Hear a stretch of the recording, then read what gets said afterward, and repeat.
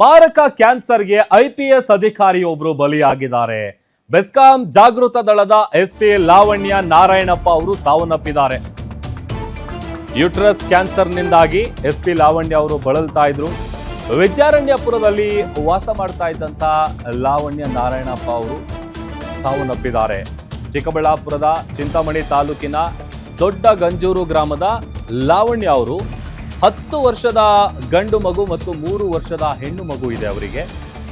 Just 2 ತಿಂಗಳ ಹಿಂದೆ ಅವರ ಆರೋಗ್ಯವನ್ನ ಡಿಜಿಪಿ ಸಲೀಂ ಅವರು ಕೂಡ ವಿಚಾರಿಸಿದ್ರು. ಕುಟುಂಬದವರಿಗೂ ಕೂಡ ಧೈರ್ಯ ತುಂಬುವಂತ ಕೆಲಸವನ್ನ ಡಾಕ್ಟರ್ ಎಂ ಸಲೀಂ ಅವರು ಮಾಡಿದ್ರು. 2012ರಲ್ಲಿ IPS ಸೇವೆಗೆ ಸೇರಿದಂತಹ ಲಾವಣ್ಯ ಬಳ್ಳಾರಿ, ತುಮಕೂರು, ಮಂಡ್ಯದಲ್ಲಿ ಸೇವೆಯನ್ನ ಸಲ್ಲಿಸಿದ್ದಾರೆ. ಅದೊಂದು ಕಡೆ ಈಗ ಲಾವಣ್ಯ ಅವರ ನಿಧನಕ್ಕೆ ಅಧಿಕಾರಿಗಳು, ಸಿಬ್ಬಂದಿಗಳು ಸಂತಾಪ ಸೂಚಿಸಿದ್ದಾರೆ.